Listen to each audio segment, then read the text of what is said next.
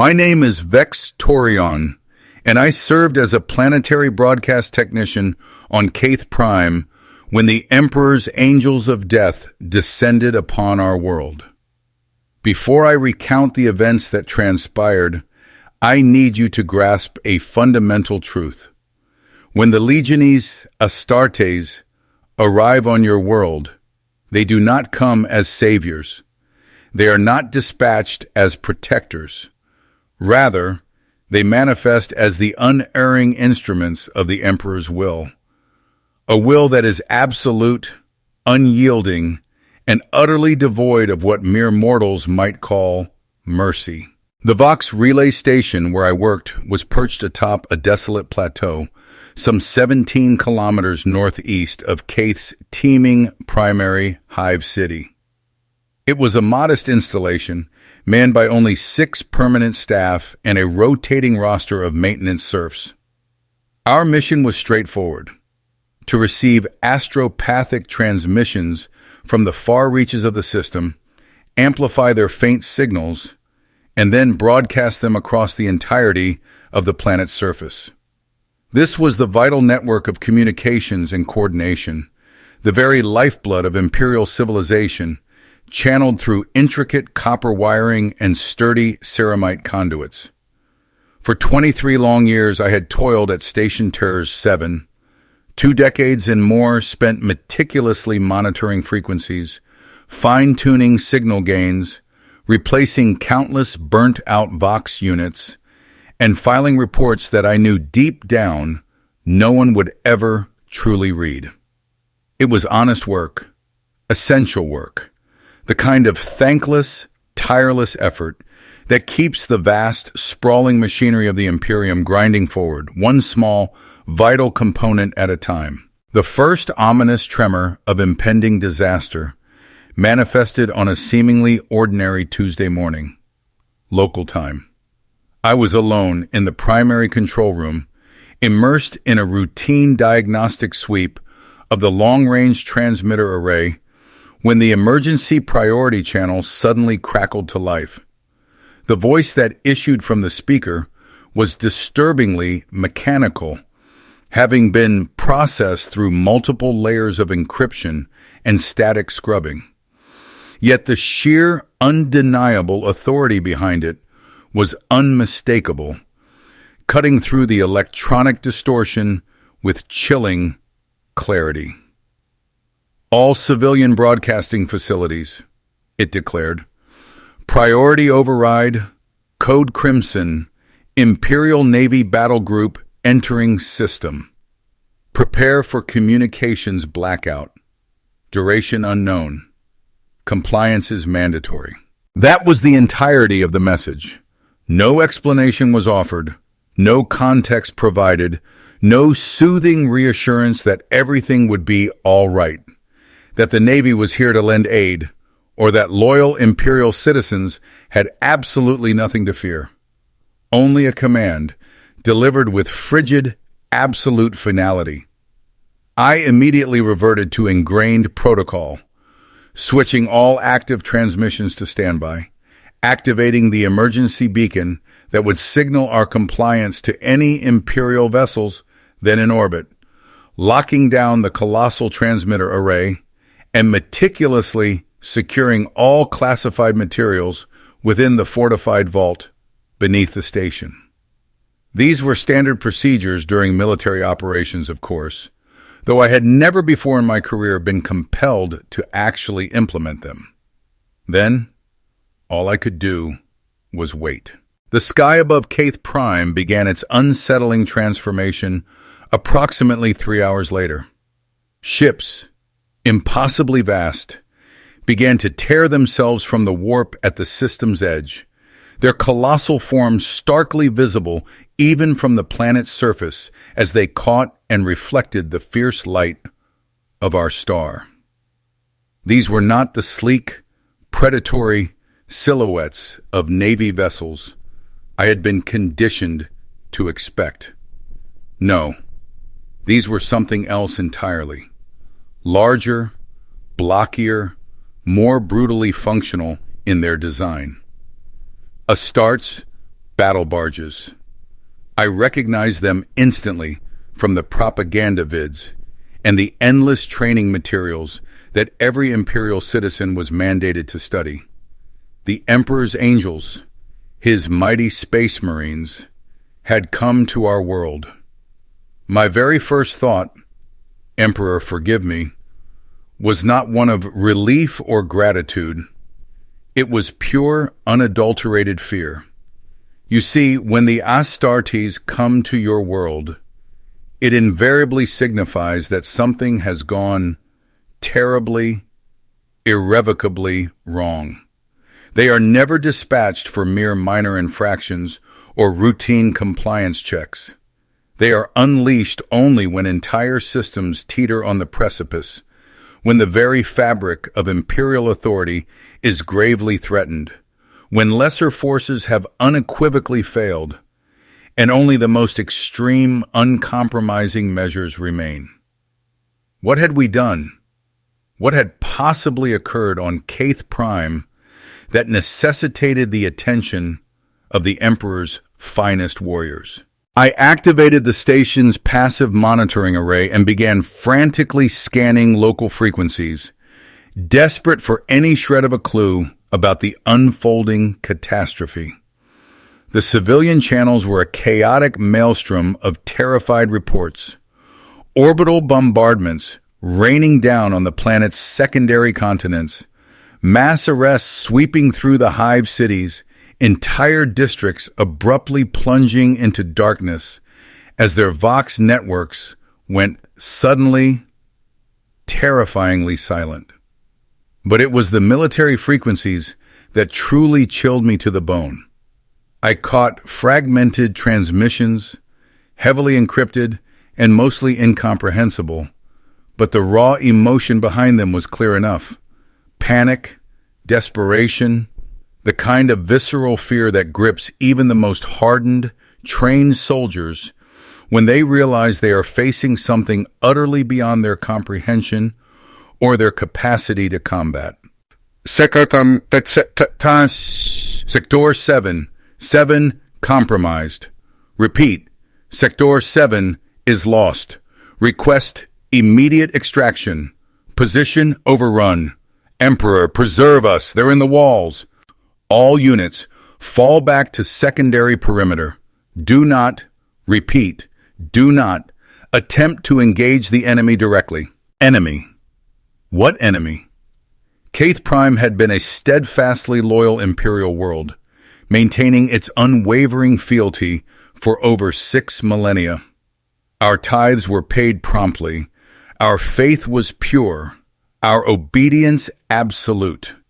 Who, then, would dare to challenge imperial authority here, in the very heart of a system that had never once known rebellion? The chilling answer descended with the setting sun, as the first drop pods began their fiery descent. They plummeted through the atmosphere like enraged meteors, trailing incandescent fire and superheated plasma in their wake. Hundreds of them spread across the planet's surface in a pattern far too precise to be mere chance. Each pod was the approximate size of a small hab building, armored and reinforced to endure an impact forceful enough to level entire city blocks. From my vantage point at the relay station, I watched them streak across the rapidly darkening sky, each one a stark promise of the violence yet to come. They possessed a certain terrifying beauty in their own way. Perfect instruments of war, designed for a singular, destructive purpose and executed with flawless precision. Yet, there was no comfort to be found in that beauty, no reassurance in that precision, because I knew precisely what lay contained within those hardened hulls. The angels of death had truly come to Caith Prime, and nothing, absolutely nothing, would ever be the same again. Night fell, and with it came the undeniable sounds of war. Distant explosions reverberated across the plateau, their flashes visible as brief, brutal orange flowers blooming on the horizon. The civilian communications networks died one by one, silenced either by enemy action or imperial decree. Even the military frequencies, which had been a cacophony of fear, gradually grew quiet, their frantic chatter replaced by an ominous, heavy silence that spoke volumes of battles concluded, of positions secured, of a relentless, brutal campaign. I remained steadfast at my post, adhering strictly to the last orders I had received. Maintain the communications blackout, monitor for further instructions, and await clarification from proper authority. But no new instructions arrived. No clarification materialized. The hours bled into a tense, agonizing silence, punctuated only by the distant thunder of warfare and the occasional, unsettling crackle of static from the now dead comm channels. It was during the deepest, darkest part of the night, when even the faint echoes of battle had finally faded to mere whispers, that I first heard the footsteps, heavy, measured, undeniably purposeful, the distinct sound of armored boots upon metal decking, emanating from somewhere beneath the station, the maintenance tunnels perhaps, or the equipment bays on the lower levels. Someone was inside the facility, moving with the self-assured confidence of one who belonged there, one who had every right to be there. But I knew that was impossible. The station's formidable security systems would have instantly alerted me to any breach. The access codes were changed weekly, known only to a select few authorized personnel. No one could simply walk into a strategic Imperial communications facility without triggering a dozen different alarms. Unless, of course, they were someone for whom locked doors and intricate security systems were merely minor inconveniences. Someone imbued with the authority to go anywhere, do anything, and take whatever actions they deemed necessary in service of the Emperor's immutable will. The footsteps grew steadily closer, ascending the main stairwell, now nearing the control room where I sat frozen at my console. Suddenly, acutely aware of my own infinitesimal size and fragility, how utterly insignificant I was in the grand, terrifying scheme of Imperial power and purpose. The door to the control room, a thick slab of reinforced ceramite, was designed to withstand everything from direct explosions to catastrophic radiation leaks. It would have taken a team of skilled engineers armed with specialized breaching equipment hours to properly open it. Yet, it opened now with only a soft hiss of escaping atmosphere, as if someone had simply pressed a hidden release button. He stood in the doorway for a long moment, and in that moment, I truly understood what it meant to gaze upon a living God. Space Marines are not human, not anymore. Whatever they once were, whatever genetic heritage they might have shared with the rest of us, the rigorous process of their creation has utterly transformed them into something else entirely.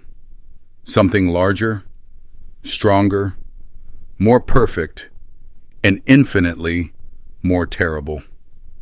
The warrior who entered my control room stood nearly 3 meters tall, his massive frame encased within power armor that hummed with a barely contained, awesome energy. The armor itself was a fearsome work of art, every plate and articulated joint crafted with a precision that spoke of millennia of technological advancement. But it was also intensely practical, supremely functional, designed for war in its purest, most absolute form. Its colors were a deep, commanding blue and a stark bone white, emblazoned with heraldry I recognized from the teaching vids. Ultramarines, the Emperor's finest, the very exemplars of what the Legiones Astartes could be when they functioned as intended. If any of the Emperor's angels could be trusted to show restraint, to factor the welfare of imperial citizens into their cold calculations, it would surely be them. That thought should have been comforting. It was not. The Space Marine's helmet was a masterwork of stark intimidation, its twin lenses glowing with a cold, electronic light that seemed to pierce straight through flesh and bone, delving deep to examine the very soul beneath. When he turned his massive head to fix his gaze upon me, I felt something within my chest clench tight, as if my heart had inexplicably forgotten how to beat properly. "Vex Torion," he intoned, and his voice was like distant thunder filtered through a Vox grill. Each word was perfectly pronounced, D-E, utterly devoid of emotion, yet carrying the crushing weight of absolute authority. Planetary Broadcast Technician, Classification 7 Delta Prime, Age 47, Standard Terran Years, Service Record Clean, Loyalty Rating Acceptable. He knew me. Not merely my name, but my entire history, my precise classification, my detailed service record. Details that should have been buried deep within bureaucratic files in the Hive City's labyrinthine administrative centers. The chilling implications of that knowledge settled over me like a burial shroud. "My lord," I managed to whisper, my voice barely more than a ragged breath. The proper forms of address drilled into every imperial citizen from birth. Show respect. Show deference. Show absolute, unquestioning obedience to those who serve the Emperor more directly than you ever could. The Space Marine stepped fully into the control room, and I became acutely, terrifyingly aware of just how small the space truly was. His immense presence filled it completely, dwarfing the banks of monitors and communication equipment, making them seem like mere tusmen pose in comparison. The very deck plates groaned faintly under his gargantuan weight, and I could hear the subtle whir of servo motors within his armor, adjusting to maintain his perfect, formidable balance. "You have maintained operational security during the current military action," he continued, his glowing gaze never once leaving my face. "This compliance is noted and appreciated. Appreciated, as if my obedience to direct, inescapable orders was somehow optional, something for which gratitude was appropriate rather than simple, fundamental expectation." The stark disconnect between his words and the brutal reality of my situation was almost surreal. "Thank you, my lord," I replied, because what else could I possibly say?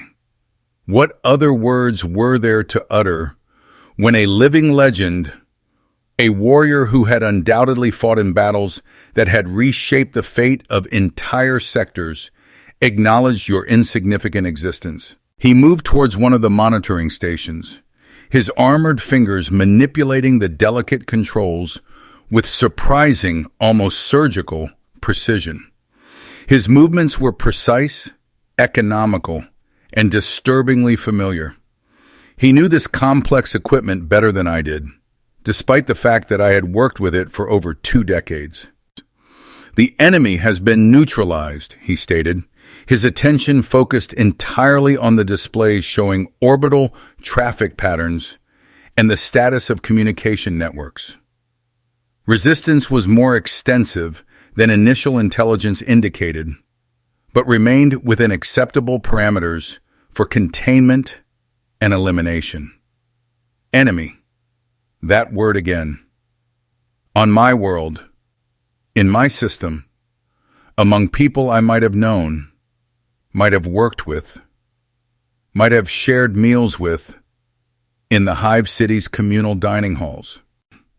What enemy, my lord? The question slipped out before I could possibly stop it. Born of 23 years of ingrained professional curiosity about the information flowing through my station. The moment the words left my mouth, I instantly realized how presumptuous they sounded, how far beyond my humble station it was to question the actions of the Emperor's divine angels. The Space Marine turned to look at me again, and this time, I could viscerally feel the crushing weight of his attention, like a physical force pressing down on my shoulders. For several long, agonizing seconds, he said nothing, and I began to wonder if I had just made the last mistake of my entire life.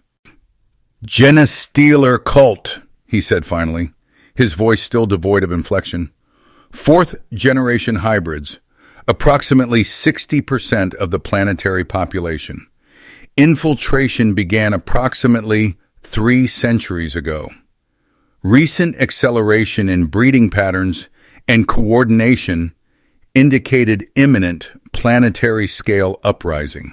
The words struck me like a physical blow, a devastating impact that stole the very air from my lungs. 60%. 3 centuries. Recent acceleration. Genestealers. The nightmare that haunted every loyal Imperial citizen's darkest dreams. Alien parasites capable of infecting human beings, twisting their very genetic structure, transforming them into something that might still appear human, but served utterly alien masters with absolute, terrifying devotion. They were the perfect infiltrators, the ultimate corruptors, spreading their insidious taint through families and communities until entire worlds fell under their influence without ever truly realizing what was happening. And they had been here, on Caith Prime, for 300 years, long enough to infect generations, long enough to spread through every level of society, every institution, every family. 60% of the population, my neighbors, my colleagues, the people I bought groceries from, the mechanics who serviced my ground car, the administrators who processed my work reports.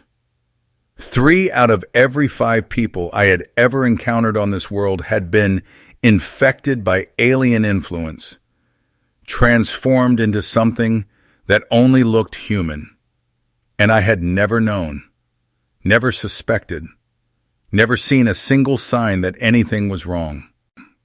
How? I asked, and this time I truly did not care if the question was presumptuous. How did they hide it so well? How did they infiltrate so deeply without anyone noticing? The Space Marine paused in his examination of the equipment, his helmet turning towards me with unnerving, mechanical precision. Again, that overwhelming sense of being examined, evaluated, measured against some incomprehensible standard. They did not hide, he said. The signs were there. Subtle changes in behavior patterns, slight alterations in biochemical markers, anomalous birth rates in certain population centers.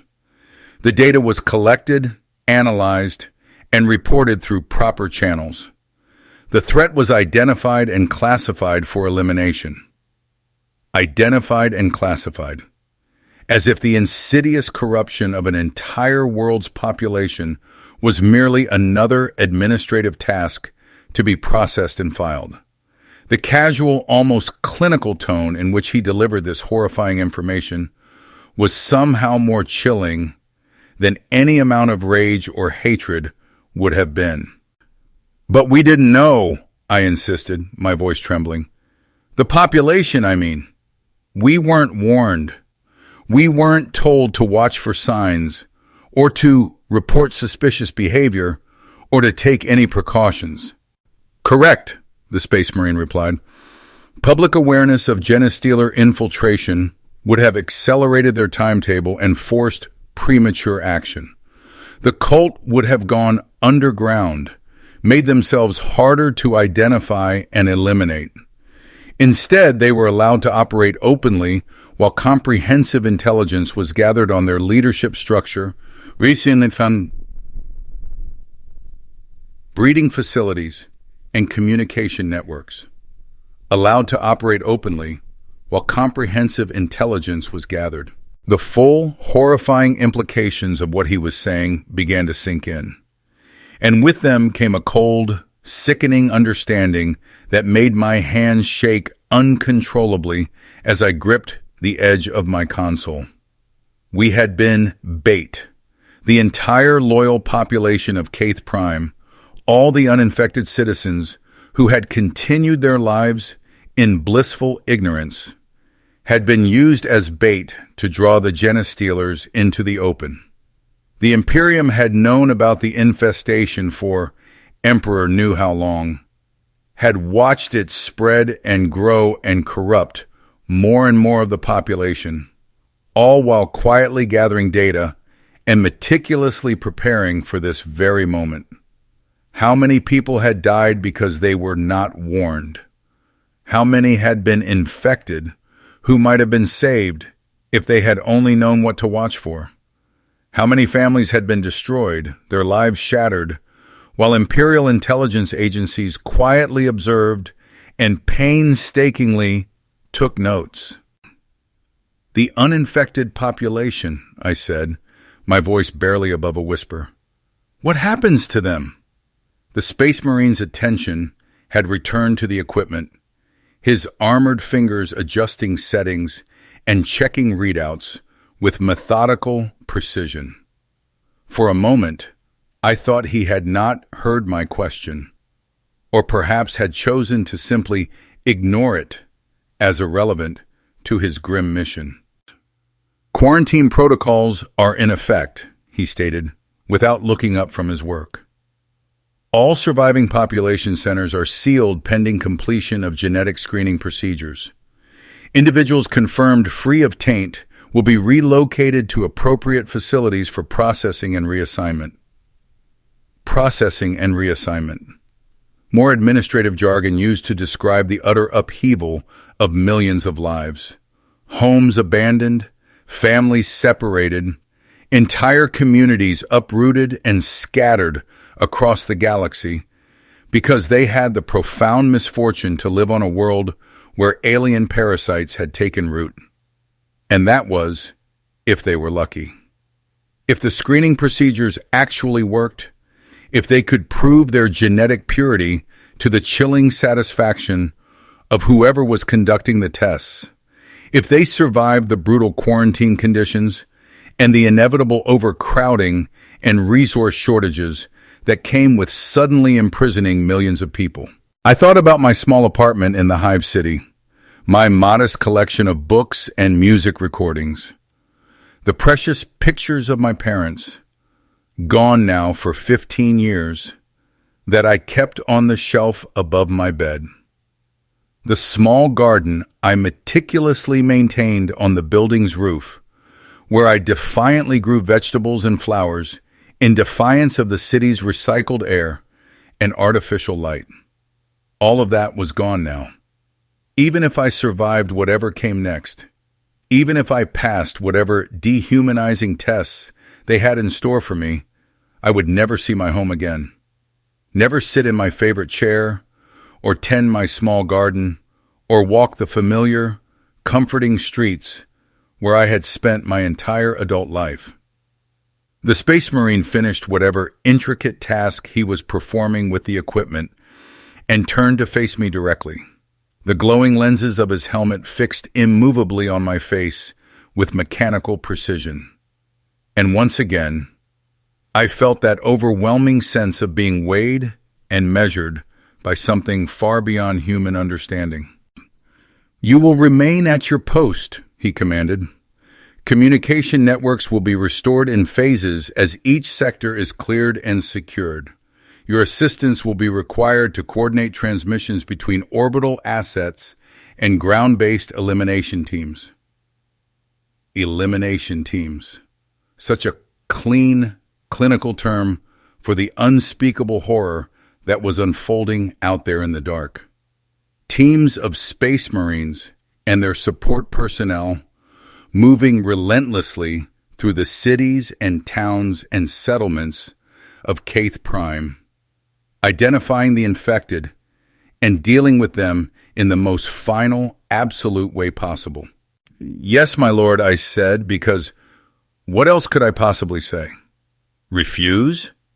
Abandon my post? Run screaming into the night like some kind of madman? The Space Marine could probably kill me without even a flicker of thought. Crush my skull with one hand while barely registering the effort required. But more than that, where would I run to?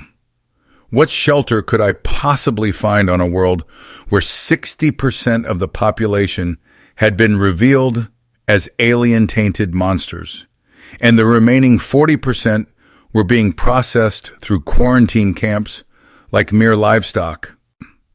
One more thing, the Space Marine said, and something in his tone, a subtle shift in the resonant quality of his voice, made me look up from my hands, meeting those glowing lenses directly for the first time since he had entered the room. You will not speak of this conversation to anyone, not to other Imperial personnel, not to the elimination teams, not to the processing staff when you are eventually transferred to quarantine. The details of ongoing operations are classified at levels far above your clearance rating. I understand, my lord. Do you? He asked. And now there truly was something different in his voice. Not anger exactly, but a kind of cold, piercing intensity that made the hair on the back of my neck stand on end. Do you truly understand what you have witnessed here? What you have learned? I thought about that question, truly pondered it, and realized with a sickening lurch that I did understand. More than I wanted to, more than was comfortable or safe, or even sane. I understood that the Imperium had known about the Genestealer infestation on my world for decades, possibly even centuries, and had done absolutely nothing to warn the population or prevent its insidious spread. I understood that millions of innocent people had been sacrificed as part of some larger, strategic calculation, their lives deemed acceptable losses in the cold service of gathering intelligence and preparing for the total, irreversible elimination of the threat. I understood that the Space Marine standing before me had probably participated in similar operations dozens, if not hundreds, of times. That the clinical detachment with which he discussed the destruction of entire populations was born of vast, terrible experience with exactly this kind of brutal decision-making. And I understood that from the perspective of the Imperium, of the Emperor's angels, of anyone operating at the level of galactic strategy and species-wide survival, this was indeed the right choice, the only choice, the tragically necessary choice, because Genestealers were not merely an enemy to be defeated. They were a corruption to be purged, an insidious taint that spread through mere contact and proximity, and the simple act of existing in the same space as unprotected humans. Left unchecked, they would have consumed not just Caith Prime, but neighboring systems, entire sectors, potentially vast swaths of Imperial space. Better to sacrifice one world and its population than to risk losing 100. Better to use the uninfected as unwitting bait than to risk the infected escaping to spread their corruption elsewhere. Better to destroy everything than to allow even the smallest chance of the taint surviving. It was logical, strategic, even in its own terrible way, compassionate, because it prevented far greater suffering in the long term. And it was the most horrifying thing I had ever contemplated. "Yes, my lord," I said, my voice heavy with a newfound terrible clarity. "I understand." The Space Marine studied me for a few more seconds, those glowing lenses relentlessly searching my face for any sign of doubt or rebellion or failure to comprehend the full, chilling implications of what I had learned. Whatever he saw there must have satisfied him, because he nodded once, a barely perceptible motion of that massive, armored head. "Good," he said. "Resume normal operations. Restoration of communication networks will begin in 6 hours. You will receive detailed instructions through secured channels." He turned to leave, moving with the same measured, inexorable precision that had marked his arrival. But as he reached the doorway, he paused, looking back over his shoulder at where I sat, frozen at my console. "Vex Torion," he said, and once more my name, so familiar to me, resonated with an alien quality, warped by that inhuman voice. It had been mangled by vox grills and amplifiers, distorted until it was barely recognizable as human speech. "Yes, my lord," the voice intoned. "You served the Emperor well today. Your unwavering loyalty and proven competence have been duly noted. These invaluable qualities will be considered most favorably during your upcoming processing and reassignment." Then, as abruptly as he had appeared, he was gone, leaving behind only the acrid tang of machine oil and ozone. But there was something else, too. A scent I couldn't quite place. It might have been the chill of death itself, or perhaps that distinct, unsettling odor clinging to those warriors who had spent their entire lives dispensing death in the Emperor's hallowed name. I remained in the silent control room for what felt like an eternity, my gaze fixed on the dormant banks of equipment, struggling to comprehend the profound shift that had just occurred. The Space Marine had addressed me almost as an equal, a sentient being whose service held genuine importance, whose loyalty and competence were virtues deserving of high praise and reward. Yet, in the same breath, he had underscored my utter insignificance, my complete powerlessness. I was but a pawn, entirely at the mercy of forces so colossal, so utterly beyond my comprehension, that I felt no more substantial than an insect swept up in the vortex of a hurricane. My entire world was irrevocably lost. My life, every facet I had known and cherished, was unequivocally over. Everyone I had ever held dear was either dead, imprisoned, or scattered to the most distant, desolate corners of the galaxy.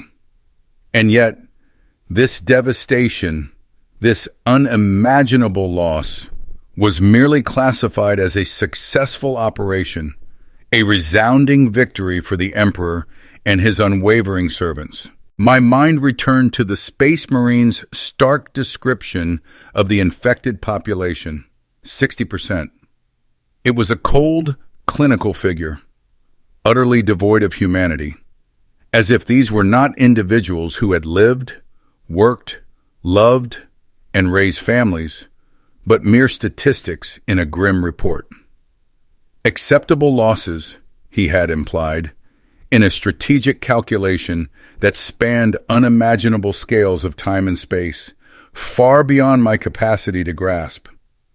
But then a different horror surfaced, the stark reality of what Genestealers truly were, and what they inflicted upon those they infected.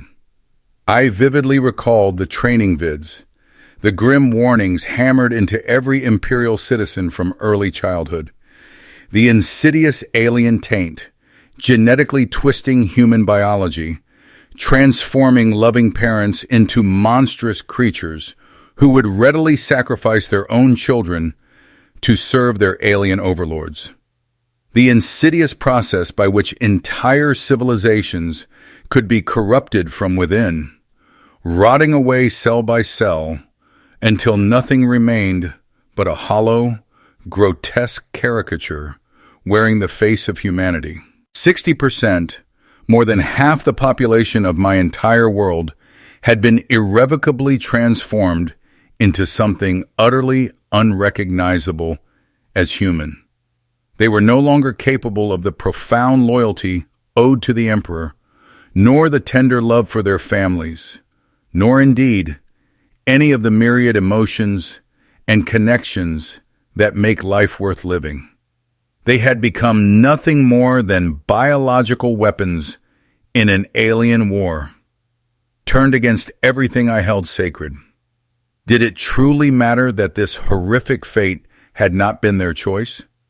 Did it matter that they might have been utterly oblivious to the insidious transformation occurring within them as the genetic modifications relentlessly took hold and rewrote their fundamental nature?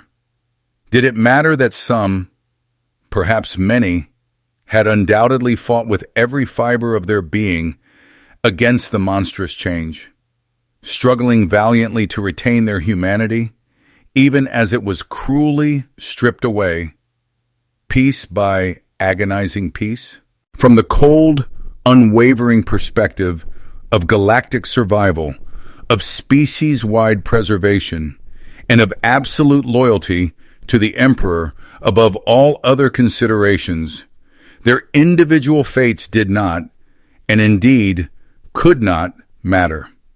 To allow it to matter would be to invite the slow, insidious corruption and eventual destruction of everything the Imperium stood for, everything it protected. The Space Marine had been undeniably correct. It was the only viable choice, a grim necessity.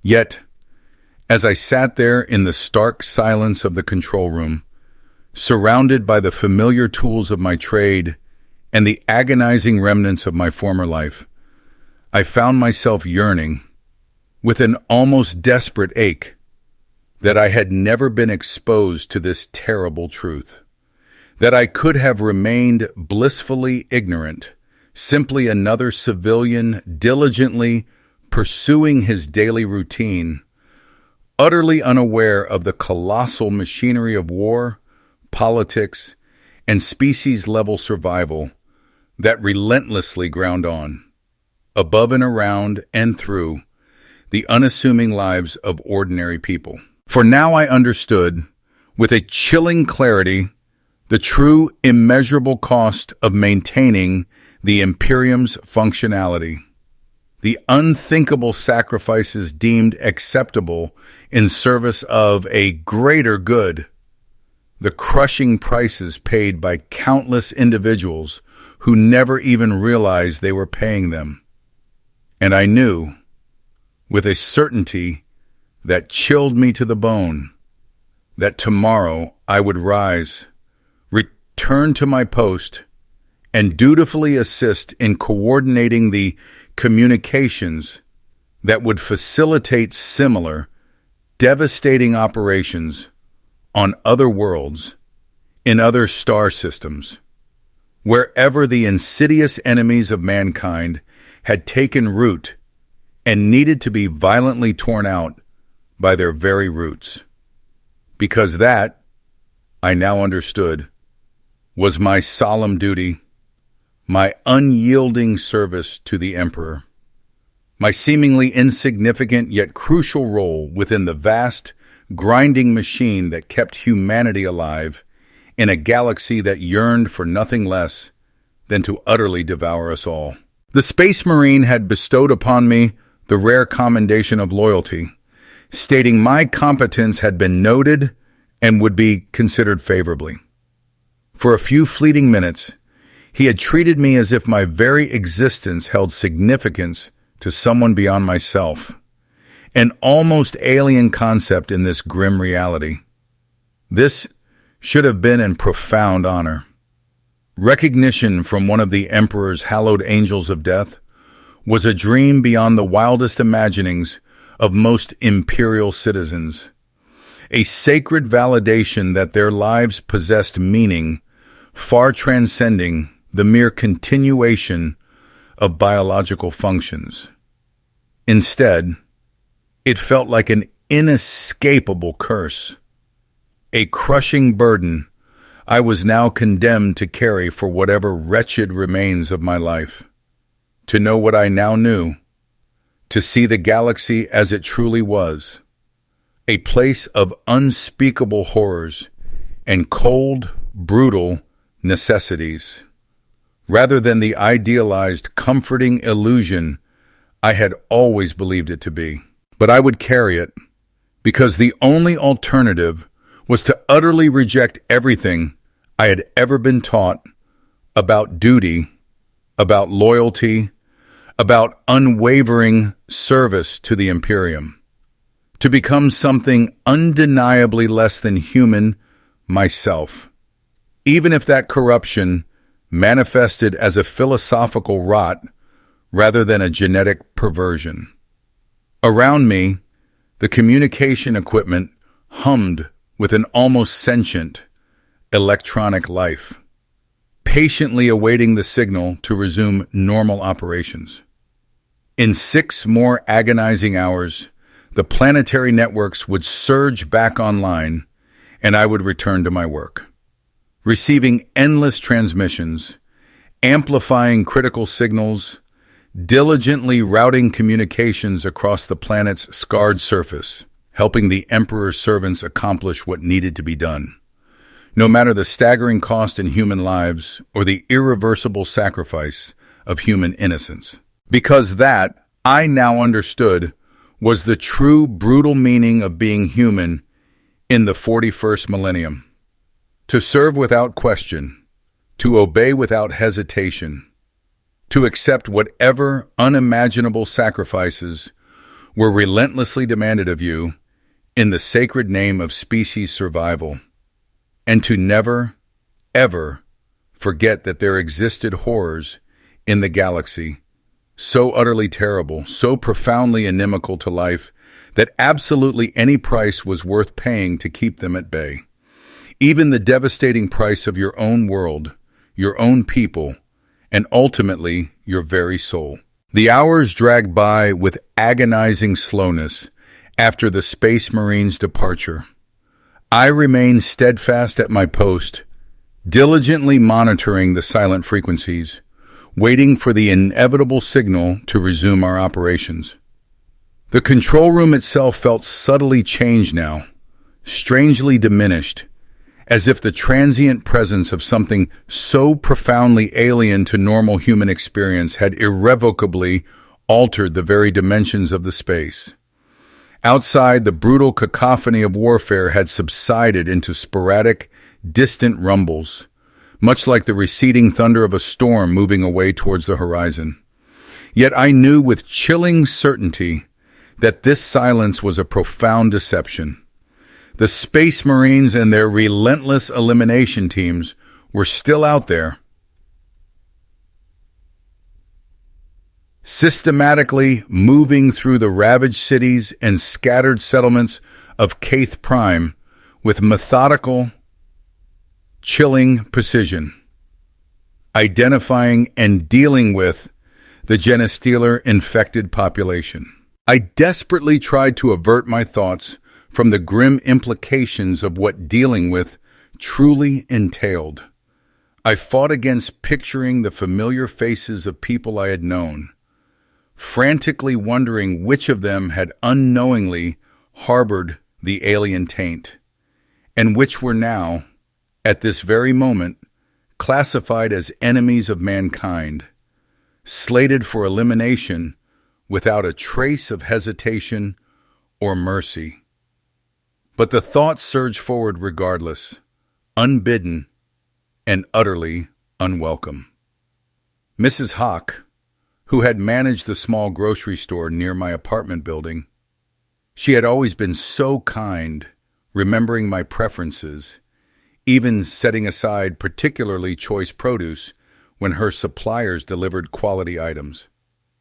Had there been something subtly inhuman lurking behind her gentle smile, some imperceptible sign of genetic corruption that I had been too blind, too naive to ever recognize? And Yorick, the bright young maintenance tech, who had worked at the relay station for 3 years before securing a transfer to a coveted position in the Hive City.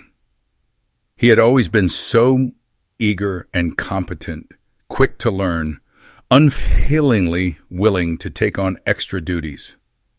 Was his enthusiasm genuinely his own?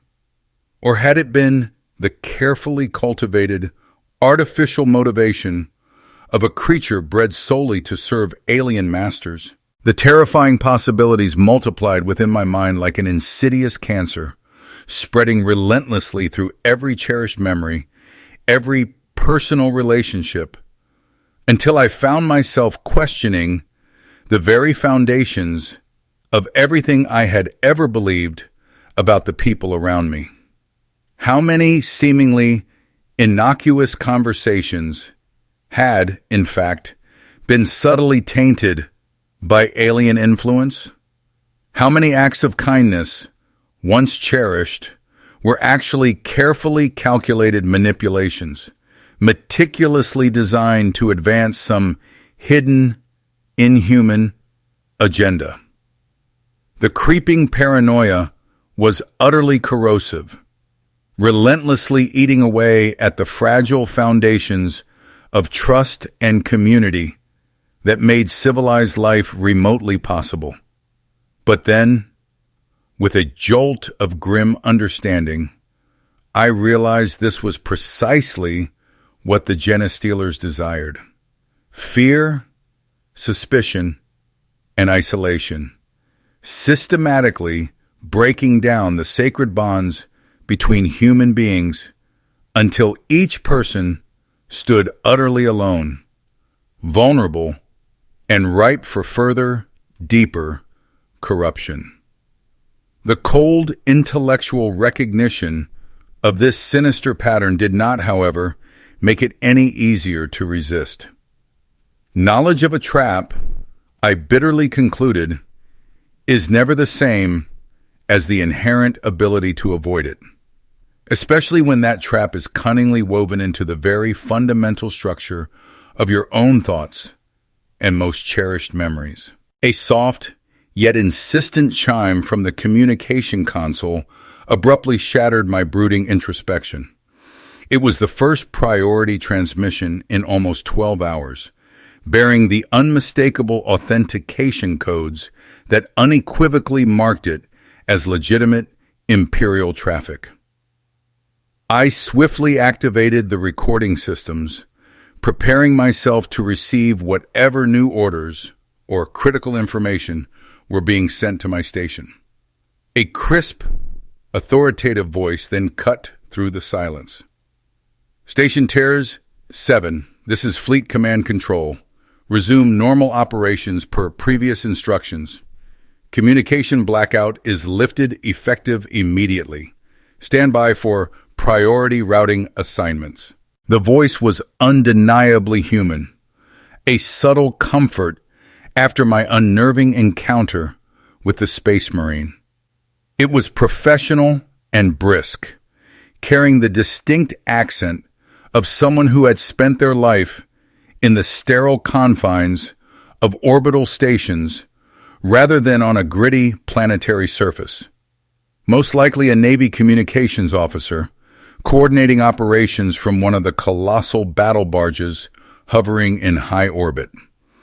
I immediately activated the station's primary transmitter array, beginning the meticulous process of bringing the full communication network back online. Status lights flickered, a cascade from stark red to cautionary amber to reassuring green, as each system diligently completed its startup sequence and synchronized with the vast planetary grid. Within minutes, the myriad screens around me were once again alive, filled with torrents of data streams, intricate routing tables, and all the familiar complex indicators of a fully functioning communications hub. But the traffic patterns themselves were jarringly different from what I was accustomed to. Instead of the usual comforting mix of civilian, commercial, and minor administrative transmissions, almost everything now flowing through the network was purely military traffic. Tactical reports, urgent resource allocation schedules, personnel transfer orders, unmistakably the communications of an occupying force, rather than the routine administrative business of a healthy, functioning, planetary government. Because that was the grim reality of Caith Prime now, I realized. An occupied world, conquered not by invading external enemies, but by the devastating revelation that the majority of its own population had, in fact, never truly been human at all. The familiar, intricate structures of local government, commerce, and social organization had been utterly swept away, replaced by an austere military administration and emergency protocols meticulously designed to cope with the horrifying aftermath of planetary-scale contamination. Among the torrents of military data, I began to discern chilling patterns, stark indicators of the true, unimaginable scale of what had transpired during the night. Medical supply requisitions for quarantine facilities designed to hold hundreds of thousands of detainees. Intricate transportation schedules for moving massive numbers of people from temporary holding areas to more permanent processing centers. And casualty reports that listed figures so astronomically vast, they resembled population statistics rather than mere battlefield losses. The elimination phase of the operation had been thorough, devastatingly, horrifyingly thorough. A new transmission suddenly broke through the priority channel. This one bore authentication codes I had never before encountered, signaling a level of deep encryption reserved exclusively for the most sensitive Imperial communications, those containing information far too critical or too dangerous to risk any possibility of interception. The voice, now tinged with an even greater urgency, intoned. Station Tiers 7, prepare to receive routing assignment for secure communications network. Classification level, Obsidian. Compliance mandatory. Level, Obsidian. I had, of course, heard whispers of such classifications in arcane training materials, but never in my 2 decades of service had I actually encountered one in my day-to-day work. This was the pinnacle of security clearance, reserved for information so profoundly sensitive it could sway the stability of entire sectors, secrets that most Imperial citizens were never even supposed to comprehend existed. The routing assignment downloaded in a blinding burst of encrypted data, entirely bypassing my normal monitoring systems. When the transfer was complete, my communication console displayed a radically new network configuration, one that connected my humble relay station directly to some of the most secure and formidable facilities within the Imperium itself.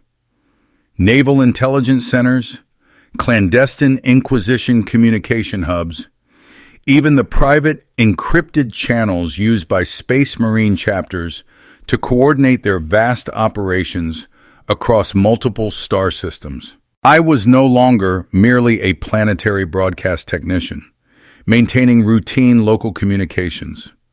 I had been forcibly conscripted, elevated into the vast, intricate network of information and coordination that alone made Imperium-wide military operations possible.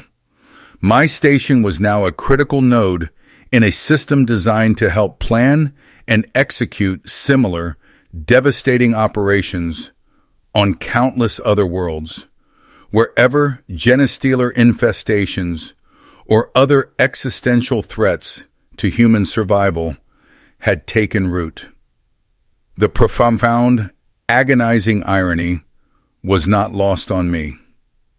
By surviving the brutal purge of my own world, by proving my unwavering loyalty and undeniable competence to the Space Marine who had so dispassionately evaluated me, I had earned the grim privilege of helping to inflict similar, unimaginable devastation on other populations, other worlds, other ordinary people who had committed no crime beyond the sheer misfortune of existing in places where humanity's relentless enemies had established themselves. It was, in the twisted, brutal logic of Imperial service, undeniably an honor, a rare mark of trust and recognition that my skills were deemed valuable enough to be directly employed in the existential defense of the entire species. Most citizens lived and died in utter obscurity, never knowing that their individual existence held meaning beyond the confines of their immediate communities. I, however, had been chosen to serve something immeasurably larger, a cause that stretched across the vast, unforgiving expanse of the galaxy and encompassed the desperate survival of trillions of human souls. The first transmission through this daunting, new, secure network arrived less than an hour later. It contained coordinates for a star system I had never previously heard of, accompanied by population data for a world designated Zerion Turs, and preliminary intelligence reports indicating a probable Xenos infiltration of its planetary government. Just like Caith Prime, just like my world had been, precisely before the Emperor's angels of death descended to cleanse it with righteous fire and unforgiving blade. The transmission formally requested confirmation of receipt and acknowledgement that Station Turs 7 was fully prepared to provide communication support for upcoming operations within the Zerion system. Standard procedure, routine military coordination, yet steeped in unspeakable horror. I sent the required confirmation and meticulously logged the information in my duty reports. For that was my solemn job, my unwavering service to the Emperor, my small but undeniably essential role in the colossal machinery that desperately kept humanity alive in a galaxy teeming with unspeakable horrors.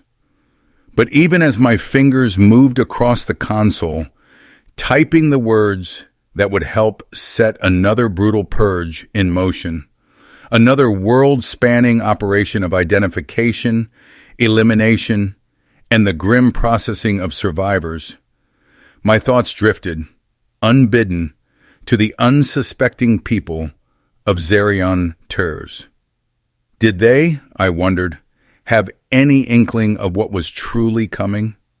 Were they, at this very moment, going about their mundane daily lives in blissful ignorance, naively trusting that the Imperium would protect them, unaware that such protection might manifest as devastating orbital bombardment, invasive genetic screening, and the systematic, brutal destruction of everything they had ever known and cherished. Did it even matter if they knew? Would advance warning change their inevitable fate? Or would it merely ensure their final days were consumed by an even greater terror and despair? I completed my reports, meticulously filing them in the appropriate, ever-expanding databases. I updated my duty logs to accurately reflect the daunting new responsibilities and heightened clearance levels. And I adjusted the station's monitoring systems to efficiently handle the sudden, massive influx of traffic from the secure networks. The work itself remained familiar, almost comforting in its ingrained routine. The same basic tasks I had been performing for over 2 decades, merely with different, far more sensitive data streams and disturbingly higher classification levels. But everything, absolutely everything, felt fundamentally different now, irrevocably tainted by the crushing knowledge of what all this meticulous coordination and ceaseless communication was ultimately designed to accomplish. Dawn was slowly breaking over the desolate plateau where Station Tur 7 was situated, painting the vast sky in hues of amber and molten gold that seemed almost obscene in their breathtaking beauty. How, I mused with a profound sense of despair, could the sun dare to rise on a world where millions had perished during the night? How could its light possibly remain the same when everything beneath its glow had been forever, irrevocably changed? I stood at the observation window, my gaze fixed on the distant monolithic hive city as it slowly, eerily emerged from the lingering darkness. Wisps of smoke still ascended from dozens of points across its vast, sprawling expanse. Thin, spectral columns of black and gray that silently spoke of fires still burning, of destruction still smoldering in the grim aftermath of the night's unspeakable work. Yet the city itself, a colossal, scarred titan, remained defiantly standing. Its great spires, towering hab-blocks, and sprawling industrial complexes still clawed towards the heavens, their familiar, immutable skyline outwardly unchanged. Despite the unimaginable horrors that had unfolded within its colossal walls, from this distance, it looked normal, even deceptively peaceful, just like any other morning on any other imperial world, where ordinary citizens would soon awaken to resume their daily routines of work, worship, and the simple struggle for survival. But I knew with a certainty that chilled my soul that it was a profound lie, a cruel illusion born of distance and the inherent limitations of human perception. Up close, those very streets would be choked with the debris of shattered lives. Bodies would lie where they had fallen, discovered and eliminated by the relentless teams.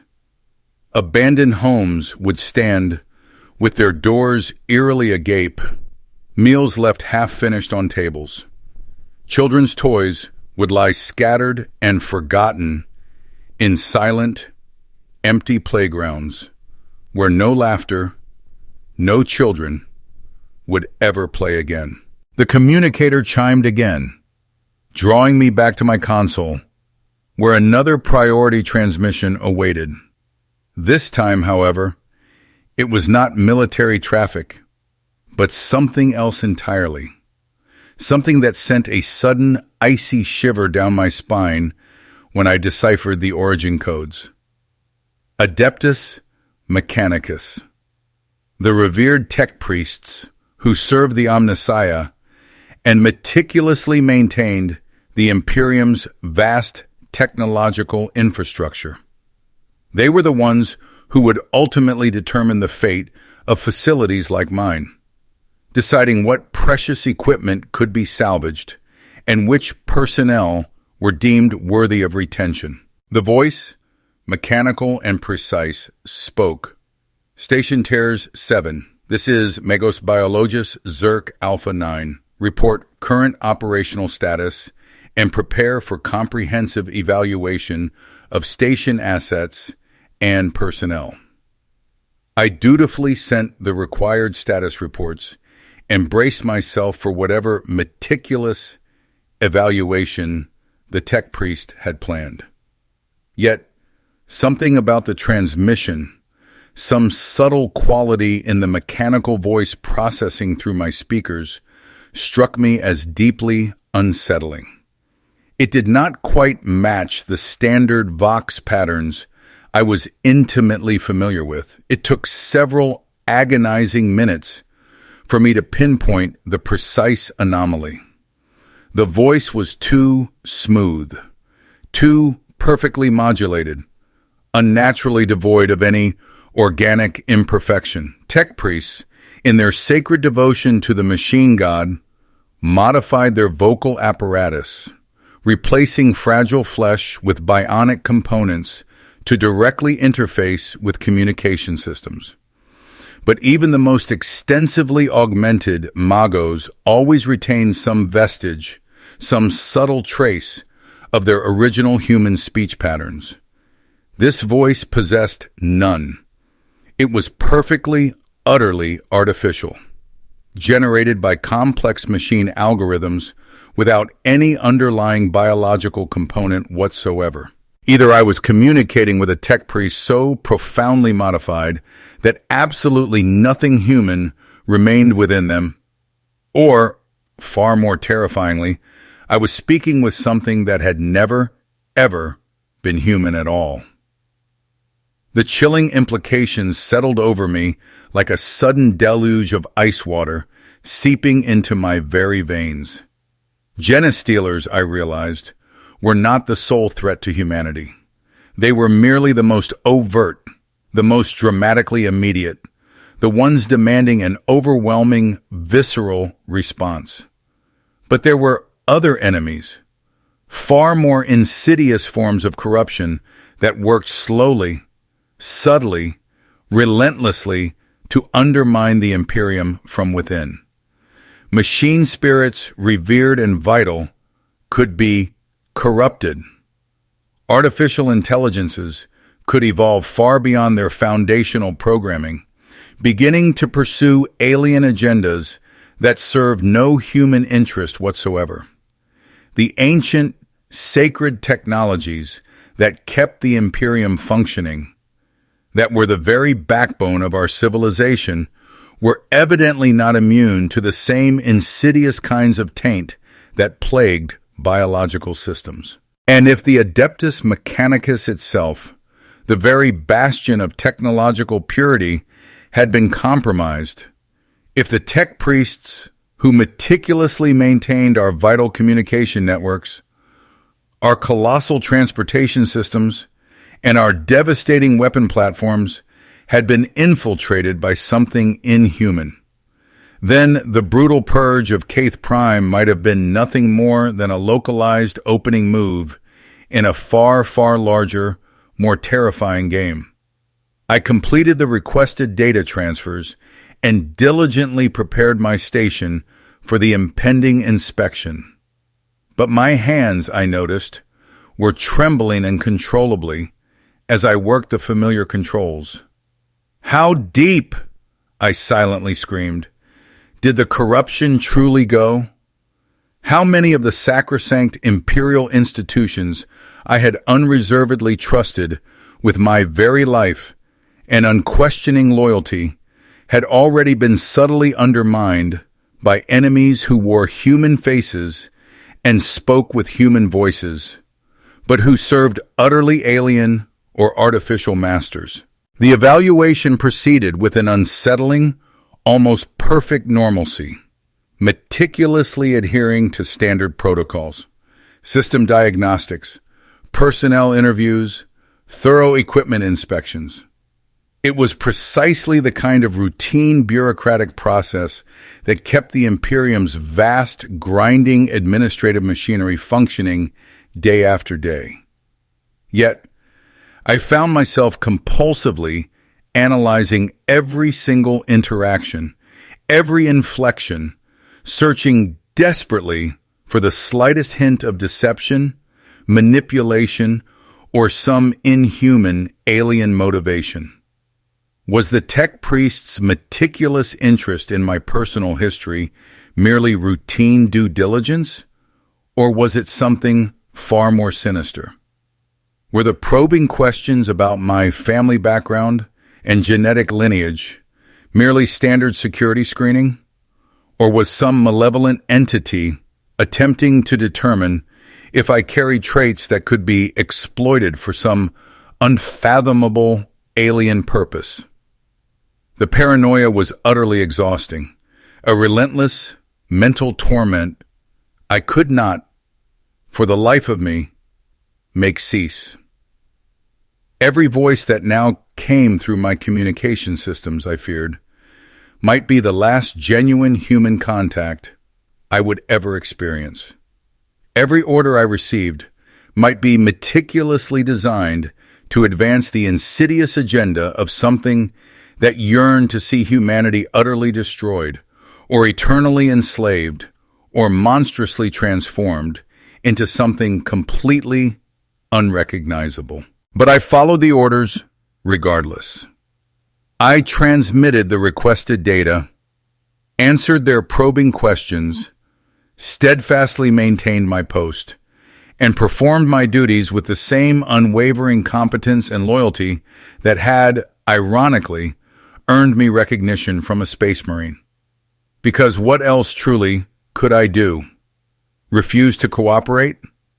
Abandon my vital station? Run screaming into the desolate wasteland, foolishly hoping to stumble upon some mythical pocket of uncorrupted humanity where I could live out my remaining pathetic years in peace? There was nowhere to run, nowhere to hide from this relentless, all-consuming threat. The galaxy was an abyss teeming with enemies, perils, and forms of corruption so insidiously subtle that they might remain entirely undetected until entire civilizations had already irrevocably fallen under their malignant influence. The only semblance of safety I clung to lay in unwavering service to the Emperor, in absolute loyalty to his chosen servants, and in the fragile, desperate faith that somewhere, high within the vast, labyrinthine hierarchy of imperial authority, there still remained enough uncorrupted human leadership to guide our species through whatever unspeakable trials now awaited us now.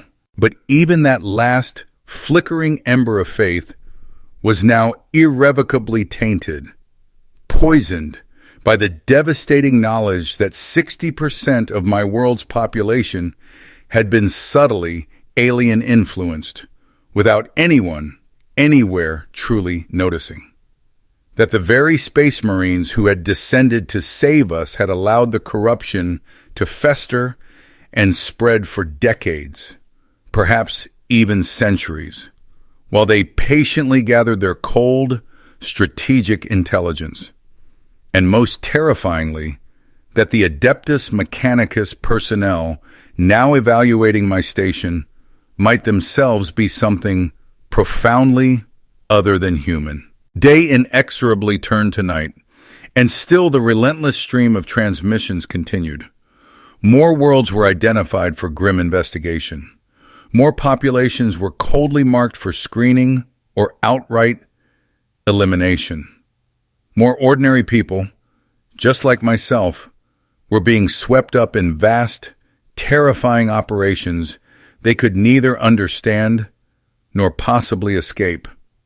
I processed it all with a chilling, mechanical efficiency, routing critical communications, meticulously maintaining network integrity, and filing detailed reports that would, in turn, help coordinate the next brutal phase of whatever vast, inscrutable plan was unfolding across the entire galaxy.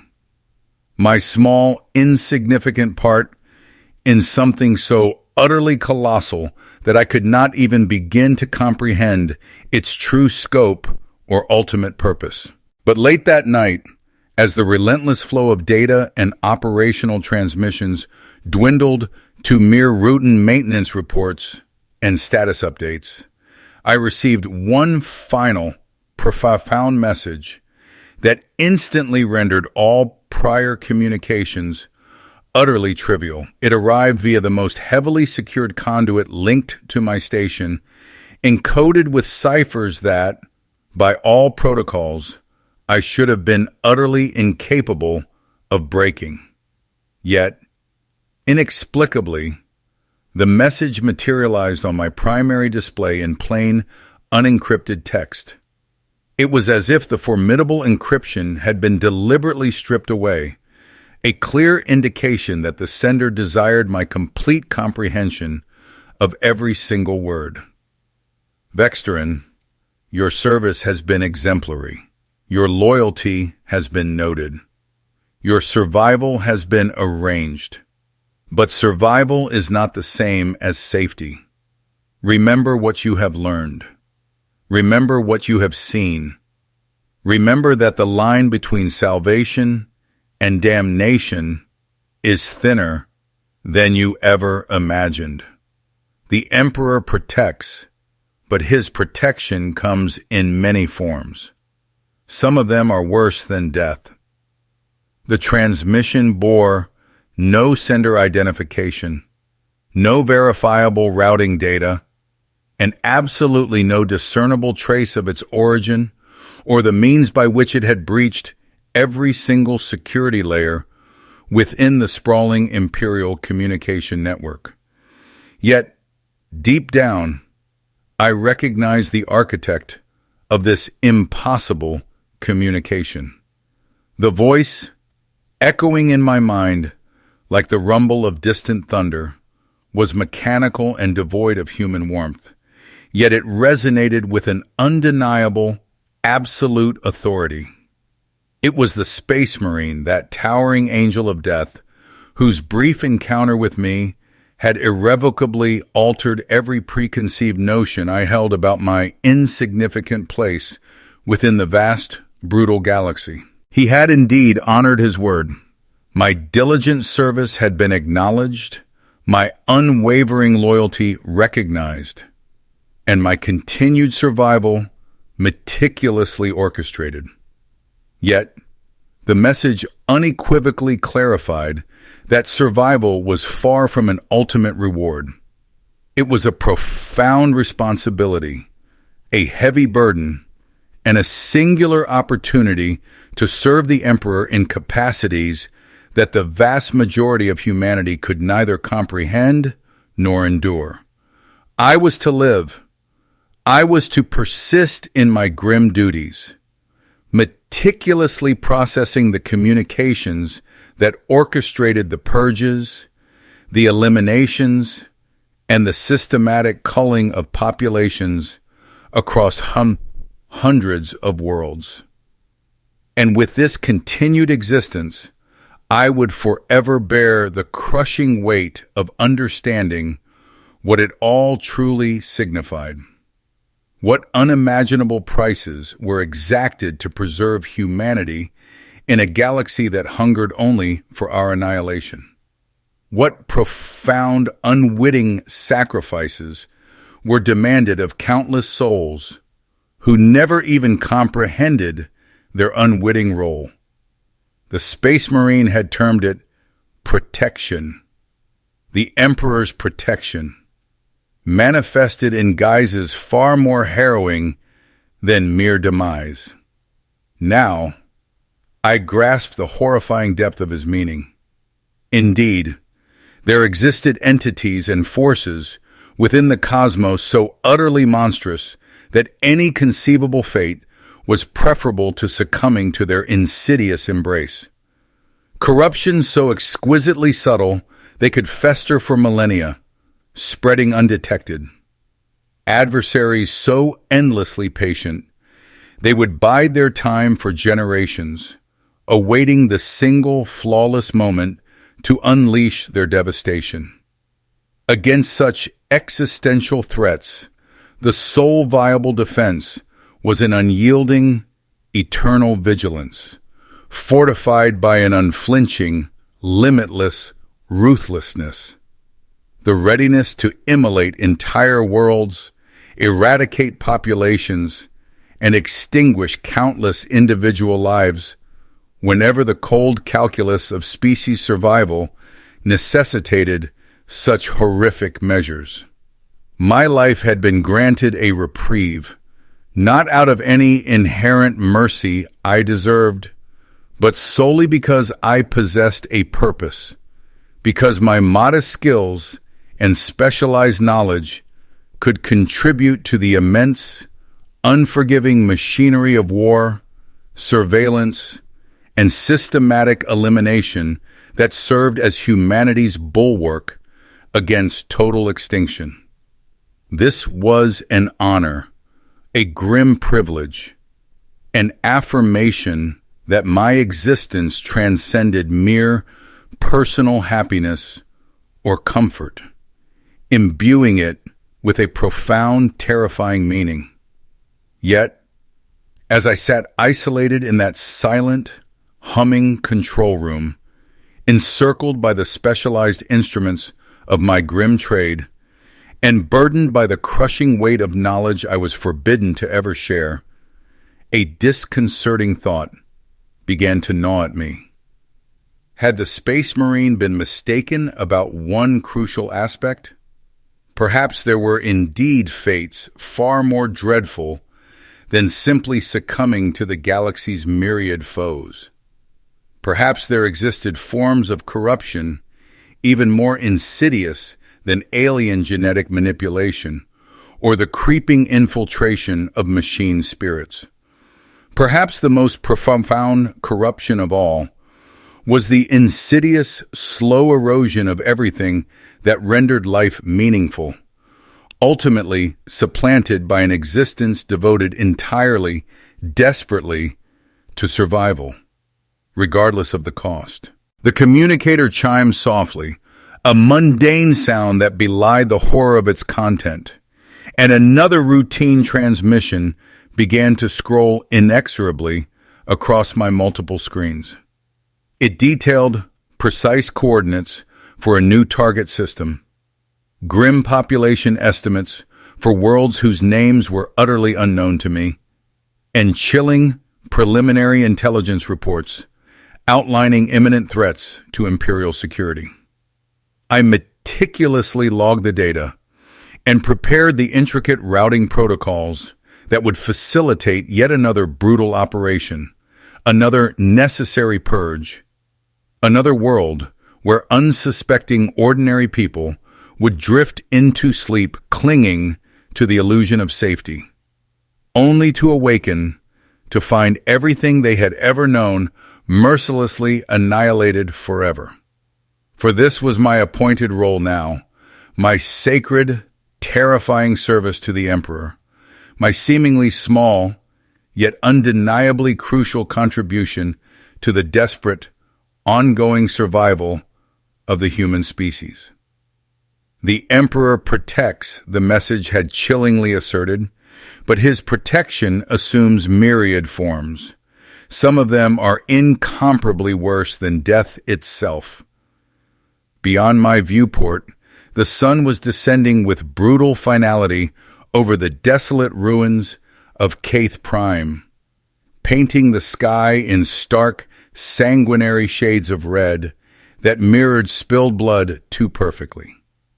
Tomorrow would inevitably usher in new transmissions, new harrowing operations, and new worlds destined to be cleansed in the relentless, desperate name of humanity's survival.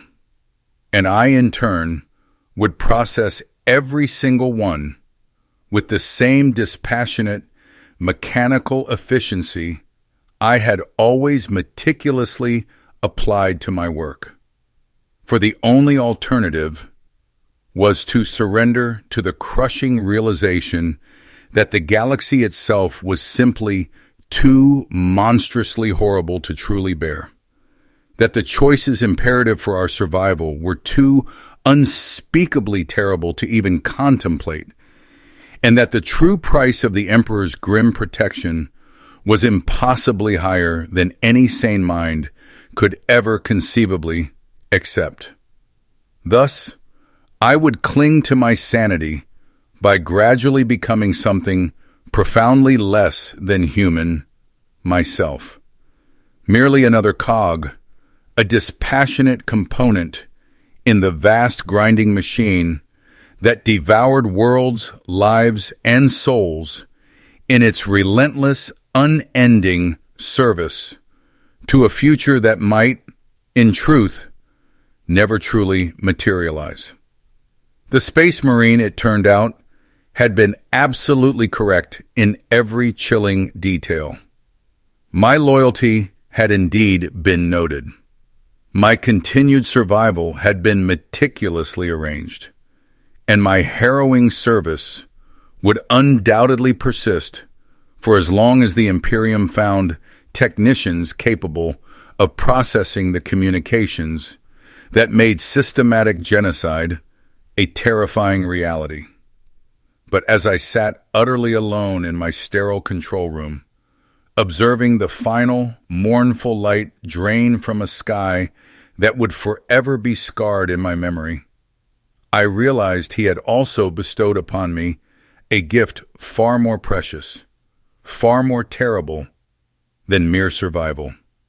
He had unveiled the unvarnished truth, the authentic, horrific cost of the Emperor's protection, the exorbitant price ordinary people unwittingly paid so that the human species could simply prolong its desperate struggle against a galaxy teeming with unspeakable enemies.